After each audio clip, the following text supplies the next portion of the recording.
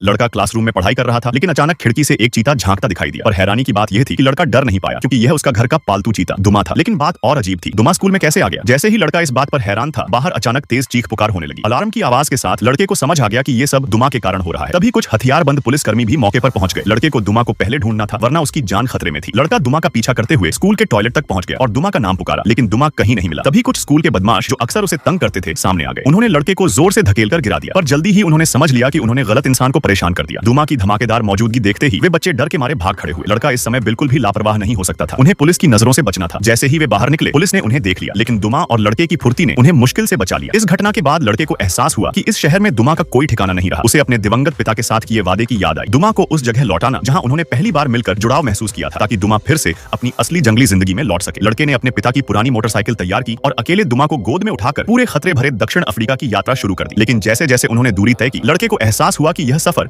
उसकी कल्पना से कहीं लंबा और कठिन है। वह थोड़ी हिम्मत हारने ही वाला था। तभी दुमा ने पीछे मुड़कर उसे एक दृढ़ नजरिया दिखाया। लड़के ने ठान लिया कि चाहे जितनी मुश्किलें आई, वे रुकेंगे नहीं। लेकिन पहला संकट जल्दी ही सामने आया। मोटरसाइकिल का ईंधन खत्म हो चुका था। मजबूरन लड़के ने बाइक को धकेलते हुए आगे देखने की सोची। सौभाग्य से उन्होंने एक विमान के अवशेष देख लिए और वहीं रात बिताने का निर्णय लिया। दूसरे दिन सुबह एक अजीब आवाज ने लड़के को जगाया। बाहर जाकर देखा तो एक काला आदमी उसकी मोटरसाइकिल चुराने की कोशिश कर रहा था। लड़के ने उसे रोकने की कोशिश की, लेकिन दुमा के साथ होने की वजह से लड़के को डर नहीं लगा। अंत में काले आदमी ने अपनी थोड़ी सी पानी की बोतल लड़के को दे दी। लड़के ने काले आदमी को अपनी मोटरसाइकिल से मदद देने का प्रस्ताव दिया, लेकिन उन्हें इसका समाधान तुरंत नहीं मिला। लड़के ने देखा कि पास में एक हवादार कैनवास है और उसे मोटरसाइकिल से जोड़कर एक तरह की कैनवास बाइक बना ली। काले आदमी ने अपनी जंगल में जीवित रहने की क्षमता के कारण पानी की आपूर्ति सुनिश्चित की। अब अगला मुद्दा भोजन का था। अगले ही पल उन्हें एक शुतुरमुर्ग दिखाई दिया। लड़के ने दुमा पर भरोसा किया। दुमा तेज था, लेकिन शिकार का अनुभव नहीं रखता था। जैसे ही वे दुमा को खोजते, शुतुरमुर्ग भाग चुका था। लेकिन दुमा ने अपनी तीखी सूंघने की क्षमता से 3 शुतुरमुर्ग के अंडे ढूंढ लिए, जो उनके भोजन के लिए पर्याप्त थे। इस बीच लड़के ने काले आदमी को अपने प्लान के बारे में बताया। काले आदमी ने सोचा कि लड़का पागल है, क्योंकि यह इलाका मौत का क्षेत्र कहा जाता था। उसने दुमा को बेचने का सुझाव भी दिया ताकि बड़ी रकम कमाई जा सके। लेकिन लड़के का मकसद सिर्फ अपने पिता के वादे को पूरा करना था और दुमा उसका सबसे अच्छा दोस्त था। वह दुमा को कैसे बेच सकता था? लड़के की दृढ़ता देखकर काले आदमी ने भी उनकी मदद करने का फैसला किया। अगले दिन सुबह वे फिर से अपने लक्ष्य की ओर बढ़े। लड़के ने ध्यान रखा कि काला आदमी उन्हें उत्तर की ओर ले जा रहा था, जबकि उनका असली गंतव्य पश्चिम में था। लड़के ने धैर्य रखा और सही मौका आने पर उसे छोड़ने की योजना बनाई, और वह दिन जल्दी ही आया। रास्ते में काले आदमी ने एक गुफा देखी और सोचा कि वहां खजाना होगा। जैसे ही वह अंदर गया, लड़के ने भागने की तैयारी की, लेकिन अचानक गुफा में मलबा गिरने की आवाज आई। लड़के ने देखा कि काले आदमी खतरे में हो सकता है। वह दौड़कर गुफा में गया